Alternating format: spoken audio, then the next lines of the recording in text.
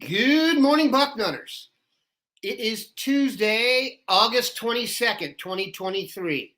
Why is that important? One, it's another beautiful day here in the Gem City and in the great state of Ohio. But also, it is Eddrick Houston's birthday, and he is going to announce his commitment later this evening. That's why this show is called Happy Eddrick Houston Day, ? Because we don't know yet what the deal is. We have a good feeling about it. We're going to have Bill Kurelic and Mark Porter on here in a second, but today's show is sponsored by BetterHelp. Sometimes in life, we are faced with tough choices, and the path forward isn't always clear. I have 2 children going off to college this week, so I am dealing with future separation anxiety. I'm not sure that's a technical term, but whether you're dealing with decisions around your career, relationships, or anything else, therapy helps you stay connected to what you really want while you navigate life so you can move forward with confidence and excitement. Trusting yourself to make decisions that align with your values is like anything. The more you practice it, the easier it gets. I know for me, sometimes just talking through things with someone is super helpful. We can all get in our own heads, and getting out of that state and sharing your thoughts with a person, let alone a trained professional, and getting feedback can bring you a ton of clarity to your particular situation. If you're thinking of starting therapy, you should really give BetterHelp a try. It's entirely online, designed to be convenient, flexible, and suited to your schedule. Just fill out a brief questionnaire to get matched with a licensed therapist and switch therapists anytime for no additional charge. Let therapy be your map with BetterHelp.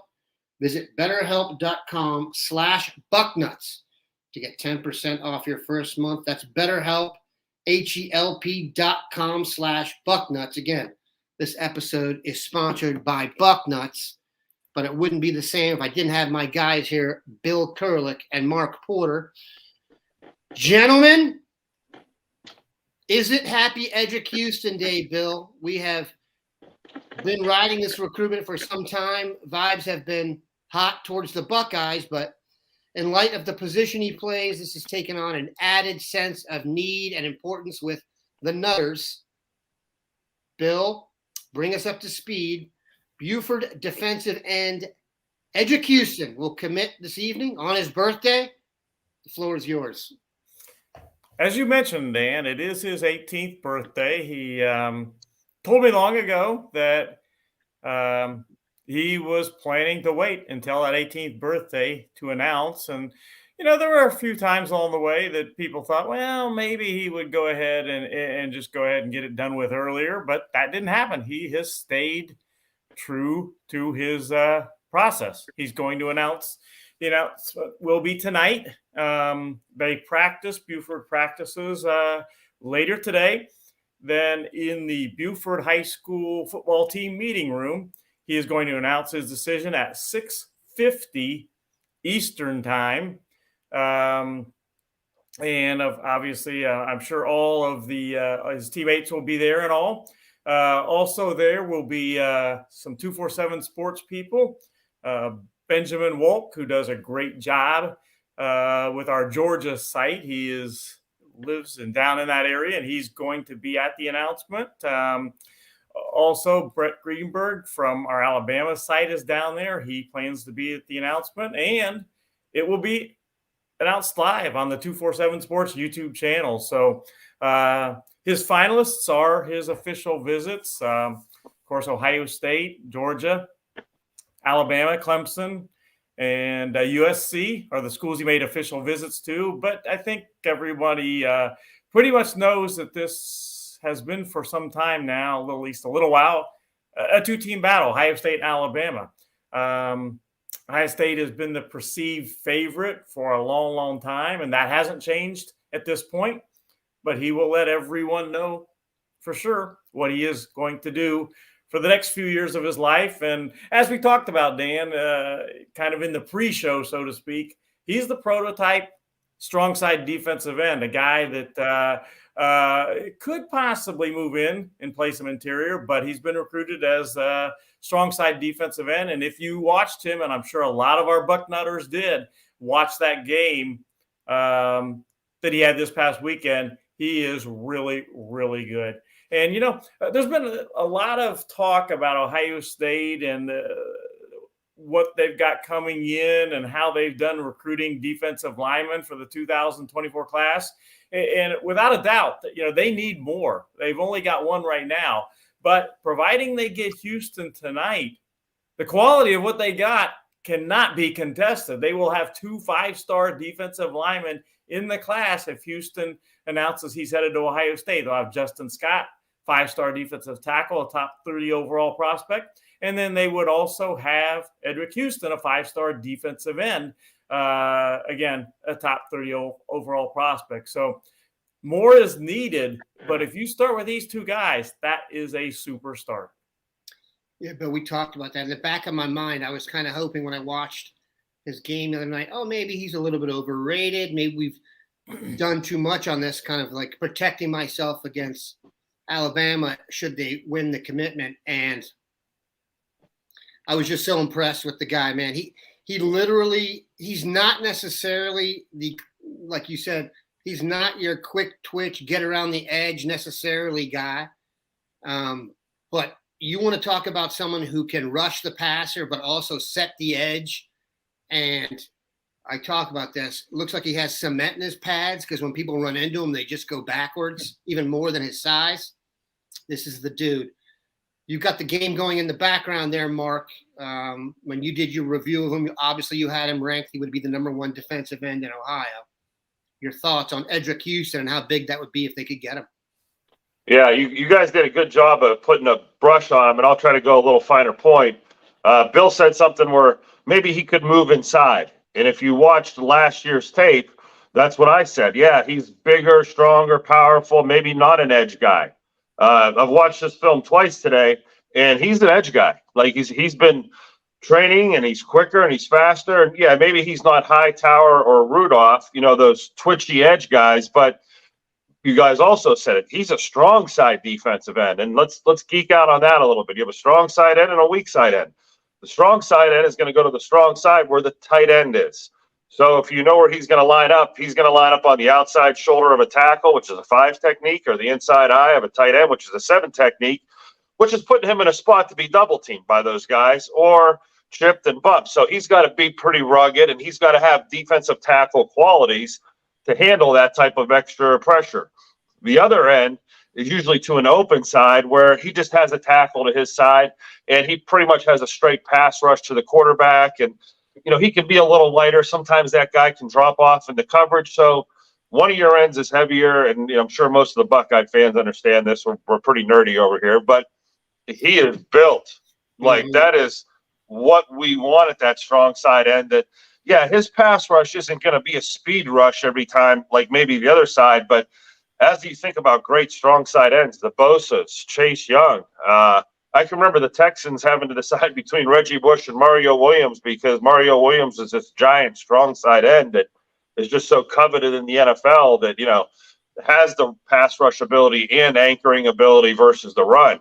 So he does a great job of meshing speed pass rush, defensive tackle, anchoring. It's kind of that position. And you put on this new tape, and that's what he is. He's running down the line and stringing out sweeps. There's a lot to like about his athletic ability, and it would be unfair of us to say, he's going to slide down someday. I think he's really better than we understand. Or we understood off of junior tape. Look, he's turning 18 today, and he's already got this body, so he's still going to get his old man strength, which will be devious. As far as being a rush, I could see him being part of a rush package where maybe you slide him inside on obvious passing downs.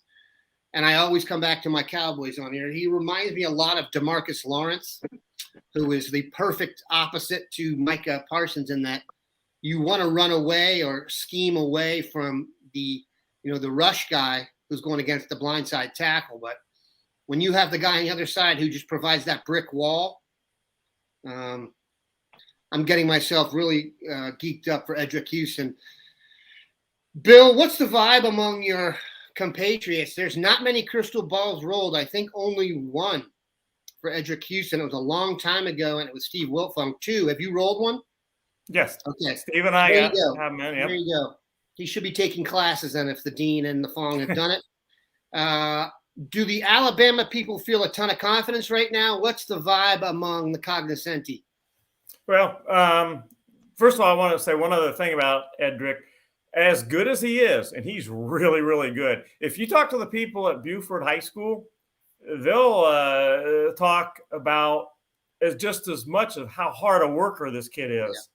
Yeah. You know, you put that together, a super hard worker that's really dedicated and all that with his talent, and you got a player there.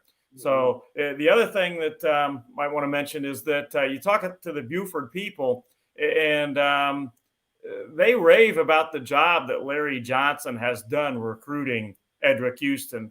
They'll tell you that Larry Johnson has done a better job than anybody of recruiting Eddrick Houston, which is one of the reasons that I like Eddrick Houston to Ohio State. Again, we'll find out for sure tonight.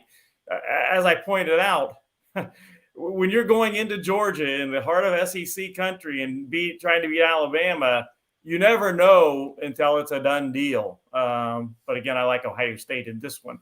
But again, we'll find out for sure tonight. Now, as far as the vibe, I think it's generally the same vibe. You know, you talk to people, the Georgia side of things, they don't have much, if any, confidence at all that he's going to end up at Georgia. Buford has not traditionally been a big Georgia school. Alabama, I think the general feeling is they're holding out hope, but if they had to put their cards or the chips all in on the table, they would be shoving him in on Ohio State, but they're holding out hope. So I think that's the general vibe. Yeah, Buford is loaded, by the way. Buford, of course, people will know is the school that Dylan Raiola transferred to. KJ Bolden's out there. I believe Justice Haynes was their primary tailback last year. So they got a cornerback, a 2025 cornerback that Ohio State likes a lot and offered early too. Yeah, so Georgia might want to actually start focusing on Buford a little more, considering the fact it's in their state and it's basically a small college. All right, we're going to do one more ad here and then get to the rest of the show. I want to tell you guys about AG1, another one of our sponsors, and let me actually get that up here because that is important. I want to make sure you guys have a chance. AG1 is our next partner. It's a daily foundational nutrition supplement, supports your whole body health. My wife has they sent us some stuff and she's been doing it and she feels great. It's it delivers comprehensive nutrients to support your whole body health. It's raising the standard for quality in the supplement category. They really actually taste pretty good. One of the problems with these, daily supplement drinks is they look bad and taste bad. This one is really good. Replaces your multivitamin, probiotic, and more in one simple, drinkable, habit-creating, and manageable daily habit. If a comprehensive solution is what you need from your supplement routine, then try AG1 and get a free 1-year supply of vitamin D and 5 free AG1 travel packs with your first purchase. Go to ag1.com/Bucknuts. That's ag1.com/Bucknuts. Check it out. And seriously, this stuff really does help. It sets like your gut and makes you feel better, gives you a little bit of natural energy. I know my wife has been thrilled with the product so far. Okay. Bill, speaking of future Buckeyes, and speaking of stuff we said before the show, there's 2 Buckeye recruits that are certainly becoming 2 of my favorite guys in the mix. And that is the Armstrong brothers. Not only are they emerging prospects and a lot better than people thought they were, if we had to have one Twitter account to represent the players that are coming here, it would be theirs. I would combo deal it. They just had a great game against an Indiana team. They are emerging, and they are wonderful to speak with. You saw them play. Bring us up to speed on the Armstrongs. Well, if you've been on Bucknuts in the past 12 or so hours, you'll have probably read my story I posted on them last night. I had another great conversation with Deontay and Devontae Armstrong last night. We talked a lot about their game against Indiana, against a team from Indiana. 3-time defending state champion Greenwood Center Grove High School in Indiana. Played 2-time defending Ohio Big School state champion Lakewood St. Edward, and Lakewood St. Edward won 27-10. Somewhat of a pancake fest for St. Edward. Deontay Armstrong, who plays left tackle, had 12 credited by his coach. This is not some fan doing it. He was credited by his defensive line coach, who is a little bit picky in things when it comes to that. 12 pancake blocks. Devontae had 10. And then the Michigan commitment, Ben Roebuck, had 4. Overall, I think the total pancake blocks for the Lakewood St. Edward line, who is bigger than a lot of college lines, was, I believe, 32 total pancake blocks in that game. That's not bad. And hence the running game was very effective as they won pretty easily. But the Armstrong brothers, they are great, fantastic young men, and a lot of fun to talk to for sure. Mark, there were some questions about the Armstrong brothers when they were offered, given their lineage, and I think they had JV background. Great point by Ray Day 20. The team they beat was Center Grove in Indiana, the high school of Caden Curry, who I have a feeling is going to be a fan favorite this year. Your thoughts on the Armstrongs and their emerging, prowess on the field, and really, you can maybe a little bit about St. Ed's and how they kind of fit in the mix here. Yeah, I was at the Elyria Princeton game, and you turn around and you look in the stands, and I'm like, I think I should be scouting a couple of these kids in the stands, and it was the Armstrong brothers. So they're high school football fans, and quite frankly, they're checking out competition of probably kids they've camped with and read about, and these other big time prospects that I'm looking at. So cool to see them there. And Bill said they're real likable and they're real, fun young kids. And it's nice to see kids that age that have that type of personality. Some kids are so guarded and sheltered at that point, they haven't really learned how to talk to an adult. Not to digress, but how many young kids do you see walk up to you, look you right in the eyes, and have a conversation? So hats off to those guys. But we'll go back. They were JV players, which is normal at St. Edward. Okay, it's not a big deal if you're a sophomore to be playing JV there, because they have seniors that have those spots. And a lot of recruiting guys think, if you're not starting sophomore year, there must be something going wrong with you because you're not truly a genetic freak. Well, they were genetic freaks. One of them was playing tight end. They were playing other spots and growing into their bodies, and they were 230, 240 pounds. To watch them literally add 70 pounds, in the last year, 18 months, and to see it go on where they still have flat bellies and they still look like basketball players a little bit. It's just a great story to how you develop a player and how you have some patience with guys like that in that body type, and you let them come into their own. And now you're seeing, the results on a pancake level of the athletic ability.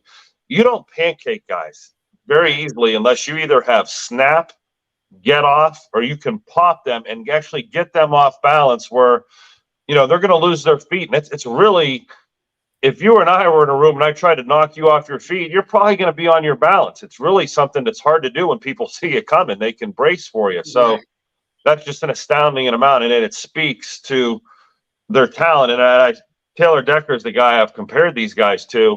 If you remember Taylor Decker's senior highlight film, and I did it, it was 110 pancakes in a row because he was so explosive, getting up to the next level, explosive on guys. He could run his feet at such a fast level, and that's what the Armstrong guys have. And their production is going to look very much the same if they're averaging 10 a game times, maybe 16 games. They may have 160. Bill brought up a good point there in that the coach did the stats.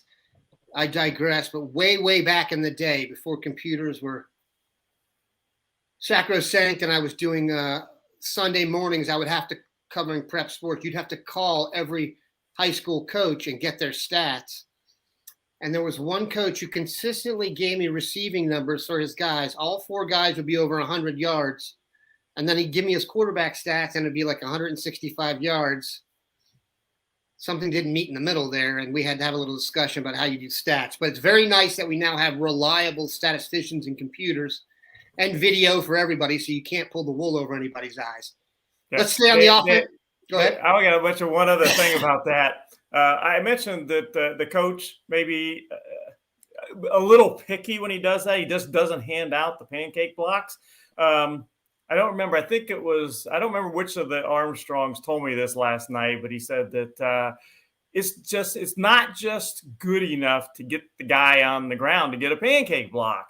He said that if the coach looks at that video and film and you didn't use the right technique, it doesn't matter if you got him on the ground. If you didn't use the right technique, you were not getting a pancake block for that. So those are real. I thought that was kind of interesting. Those are real stats. For example, if you cover basketball, we have a stat called BAs, blown assists. You pass it to the guy who can't make a layup, you only get half an assist. All right. That's what I want to talk about, Mark. I want to stay on offensive line. I want to stay in Ohio. The highest rated offensive lineman in the state of Ohio right now is a class of 2026 offensive linemen from Avon Lake, Maxwell Riley. In the top 247 rankings that came out, I want to say he's 16th overall. I know he's the third rated tackle, but you're talking about an elite prospect. As you know, 24/7, if you're in the top 30 spots, they're projected to be a first-round draft pick. You get those 5 stars eventually. You saw Maxwell Riley. He has an offer from Ohio State. It's about as clear a target as you can get for the Buckeyes. Your thoughts? Yeah, going back this summer, I watched him at a couple camps, and he doesn't look like a sophomore. I mean, you stand there, and there's a bunch of seniors in a line, and he's with them. He looks like a senior. I got to believe he's 6'4" and change now. He's getting longer, but he's not a full-grown puppy yet. He hasn't grown out of the puppy paws. You know, those big floppy paws are out there, and there's still more to go with him. You could tell he's bigger than last year. Move to left tackle serves him very well because he probably is the most athletic lineman I've seen, this summer. When he's on the edge, they were trying to pass rush him, but I didn't think the competition really stretched him out or made him work very hard, if that makes any sense. It wasn't like he was facing Eddrick Houston and it was man on man. He had some blocks where he came down, and I would like to see what his pancake total is, and I'll probably add him up as I'm putting him on film. But we have a nice film of him. I keep forgetting that, like, these guys are so young when I go see them, and you want to compare them to these finished products that are already in college or whatever. But Sam Greer's the other one over at Hoban, another young guy that I'll probably be checking out very soon. So those two I'm going to kind of put in the same box together when I compare. And I'm not going to be unfair and compare them to the next class or the class above. So I can see why 24/7 has such a high rating on him right now. I mean, as a freshman, a year ago, he looked like he could have probably went into college football a year later. So as I'm looking at it as a sophomore, he's really, really developed. I can't express that enough of how much he just looks the part. And as I'm watching him, I almost had a lull in the sleep of, yeah, he's really good. And the evaluation's done. There wasn't much thinking I had to do. All right, I want to show this up here just in case everyone forgot. Rob Lambert is asking about Eddrick Houston Day. We talked about this early. What time will he be committing, and will it be streamed somewhere? He will be committing at 6:50 p.m. Eastern time. Hopefully he follows the Jeremiah McClellan family of announcement template. That means it will happen closer to 6:50 than 8 o'clock, like we're at Cleveland Heights a few years ago. But I digress. And it will be streamed on the 24/7 Sports YouTube channel. So you'll be able to soak it all in and enjoy it for sure. All right. This was a question. We're going to get a little more general here and see what you guys have to think. Dan, for Mike Schaefer. What do you think about Harbaugh's self-imposed suspension? Can we all negotiate our own punishments in real life? Unfortunately, Mike, the answer to your latter question is negative. Your former. I'm not sure how I feel about the Harbaugh suspension. Yes, I'm not necessarily a fan of what goes on up north, but I thought the suspension in general was kind of silly. And then to suspend him the way they did, where they're playing 3 cupcakes and he gets to do everything but literally stand on the field and then go back. It doesn't have any effect. I think it's the whole thing is a song and dance and crap, personally. Mark, your thoughts. That's it. The first 3 games you could have Mickey Mouse coaching. So whatever, it's almost like a nice tap for his assistants. So they're going to get some, promotion for a few weeks, get a little name credibility out there. When you self-impose it, it looks like you're slapping yourself on the wrist. So you took care of it yourself. I didn't think the infraction was that big. I'm not sure if the punishment fits the crime. You suspend someone for 3 games. They better have done something. And the next move might be out of the program, where I don't think, Michigan's headed in that direction where they're, a lawless program that's operating on the fringes of recruiting. They seem like they're pretty following the straight and narrow. All these first 3 games and scrimmages, though, just make it 3 playoff games, or make it 3 games at the end of the season, and then, whoa, now what did he do wrong there? That where it really hurts you. So, but that'll never happen. No, but you make a good point. I don't know the particular matrix they use, but I've seen several outlets claim that Michigan's non-Power 5 schedule, or non-conference schedule, is the easiest of any real college football team. So not to say that, Youngstown State and Western Kentucky make up the gauntlet, but Michigan's, there's a lot of tech in there. There's a lot of directional crap. All right, look at Brass Tacks knows what's up. Let's just show that so we can facilitate that. I'm a little slow on the trigger here. Yeah, Poobah, we got to go over spelling there, Bill. I think it's Pooba, but you know what? We will take it. Look at this. Good Lord. Got a guy coming in from Wales. I assume that's overseas. All right, let's talk about the quarterbacks. Tavian St. Clair made quite an impression on people this weekend, and so did Aaron Nolan. Do you guys have any thoughts on that? Bill, I know you saw both those games, at least parts of it. The future is obviously very bright at quarterback. Yeah, Tavian threw for, I think it was 26 out of 32 or something close to that, over 300 yards, 5 touchdown passes, and he broke the school record for career touchdown passes in the first game of his junior season. He's everything that we've said. He's a top 3 in the country quarterback for the class of 2025, in my opinion. Aaron Nolan, as you talked about, Dan, before the show, they're not an all-out air raid team by any stretch. Langston Hughes High School, his school. But when they needed him, he was there. They went to him, and he came through. So the future is bright at quarterback for the Buckeyes. Yeah, it's very impressive. I don't know, maybe this has always been this way, but I felt like I could watch 8 to 10 high school football games this weekend on, not basic cable, but good stuff. So I got a chance to see a bunch of dudes. And yeah, Aaron Nolan, they didn't throw the ball for much of the game. And they're going up against, I think it's Julian Lewis, the class of 2026 quarterback, who's been super hyped. And he looked excellent as well. But when they asked Aaron to do it, man, he got it done. I know they say he's not a running quarterback. He is elusive in the pocket. And what was kind of cool is the game-winning drive highlighted he's elusive in the pocket, but to throw. He's not running at the first sign of daylight. He made several beautiful throws down the stretch, and they held on for the W. That was one of those games, almost like a basketball game, the way the score was going back and forth. There's some more. Go ahead, Bill. Speaking of watching games, get your popcorn ready this Sunday. Lakewood St. Edward is playing at Lakewood High School against Only Good Counsel from Maryland. We got that massive offensive line for Lakewood St. Edwards going against Darian Mayo, playing defensive end, a Clemson commitment, who, interestingly enough, Darian Mayo made his official visit at the same time that the Armstrong brothers made their official visits to Ohio State. So they know each other. Deontay Armstrong is going to be going against Darian Mayo a decent amount that game. When you want Devontae Armstrong to go out and block a linebacker, well, one of the good counsel linebackers is Aaron Childs, who's committed to Florida. There is going to be a lot of Division I talent on that field. That game is going to be the only high school game on TV. It is on Sunday at 1 p.m. on ESPN. So Bucknutters, get your popcorn ready. That's going to be a good one. And the kids at Lakewood St. Edward, they are geeked. They are ready to go. Very excited about playing this game. That's a legit bragging rights game. Good Counsel High School, Olney, Maryland. Olney is a suburb of Washington, D.C., and Good Counsel is in the Washington Catholic Athletic Conference. It's the best basketball conference in the United States.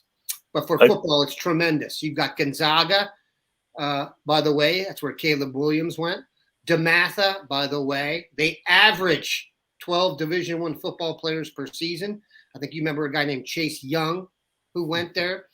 Archbishop Carroll had guys like, Damian Prince, guys like that. But very impressive. Good Counsel has built itself up over the last 10, 15 years to be equal to those schools. Mitchell Melton went to Good Counsel. Stephon Diggs went to Good Counsel. So like you said, there's going to be some legit action on the field there, and very lucky it's a home game for the Buckeyes. Let's hope that for the Buckeyes. I think I'm going to start a high school sport. I think I'm going to start a high school sports wagering service, and the first two props I'm putting out there are Tavian St. Clair to break his high school passing record again, and 15 pancakes for the Armstrong brothers. Yep. And you guys can start taking bets now, and I'll start taking it. We'll put odds on it, but I think that's the direction we're going now.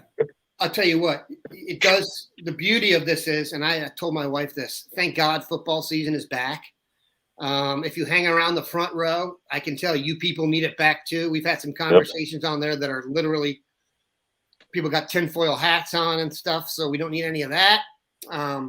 We got some pro stuff coming back. You can kind of feel it in the air. High school football's back, obviously. We'll talk about this a little more on Thursday, but what do you guys got planned for this weekend?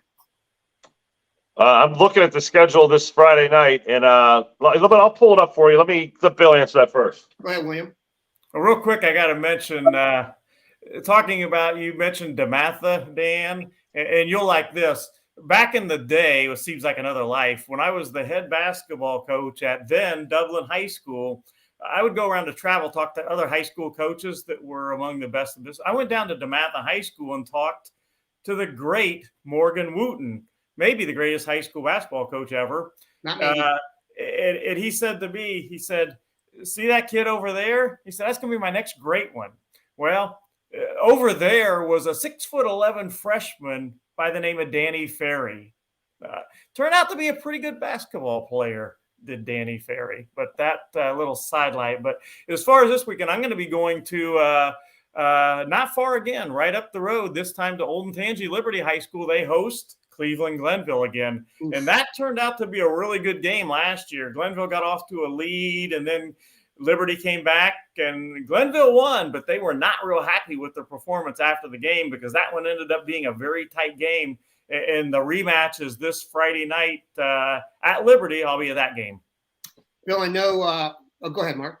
Yeah, I would say I'm trying to decide between Olentangy, who's actually coming up to play in my neck of the woods this week, or Canton McKinley. There's a couple of guys I want to see on both, but it's like early in the season, and I'm trying to knock out schools that are a little closer to my house right now because I have some things going on this weekend. But this isn't a big Buckeye weekend here in Youngstown for a Buckeyes coming in, so I think I'm going to take the Olentangy guys coming up here to play. I tell you what, Ohio football did itself well. I watched Massillon Valdosta over the weekend, and Valdosta, I think this happens, and God, this happens so often, where the other team scores on the first play of the game. There's just two quick blocks, a little trap play, and the guy's off and running, and you're like, oh, here we go. If you've ever been a dad of a team you know is overwhelmed, and that happens, you're like, holy crap, this is going to be a long day. And I think Massillon went down 14-0. I'm telling you that the crowd won that game for Massillon. Valdosta is a really talented team, but the experience of playing at Massillon, I think, overwhelmed them over time. I'm not trying to besmirch the Valdosta program because it's a well-known and historical. But, dude, you go play at Massillon and you've never done that before, you step back into like 1978 and you are screwed. I don't think Massillon is loaded with a bunch of Division I dudes, Mark. Well, we have to shout out their transfer in at quarterback because he had an amazing game running and throwing, and he's got maybe the best name in Ohio. Do you guys know what his name is? I don't. Da One. What? His name is Da One. His first name? Spell his first name. DAONE. He's Da One. Okay. And he was the one on Saturday. Okay, so his name is not. His last name is not One. Geez, it's funny, but that's his first name. DeJuan Owens is his name. Okay. DeJuan Owens. There you go. But yeah, he transferred in, took the starting quarterback job, and in his first performance, well, he was the one, and it was a heck of a performance. I think it was over 200 yards rushing, a couple of 100 yards passing. I mean, it was really what Massillon really needed out of their quarterback the last couple of years to get over their hump. So big sign there. And yeah, if you can find me a better name in Ohio this year, I'll put odds on that too. Pretty tremendous. He's no Kool-Aid McKinstry down at Alabama, but it'll be a good battle. Yeah, I only bring up the Massillon things just because good counsel's probably headed to the buzzsaw that is St. Ed's. I mean, and if there is a school that should have a quarterback named the one, it should be Massillon. I'll tell you what, if you could, I would go to YouTube and Google that and just go look at the pomp and circumstance. That might be the most fantastic high school football scene you've got going in the United States. And I'm biased. I'm also biased that I love these two dudes. They'll be back on Thursday, and we will really get into some stuff. Ladies and gentlemen, I'm not even going to say it. Let's just hope Eddrick Houston makes the right decision tonight. There's a very good chance this site will literally melt the internet if he doesn't. So hopefully we'll be back on Thursday. Have a good one, Bucknutters.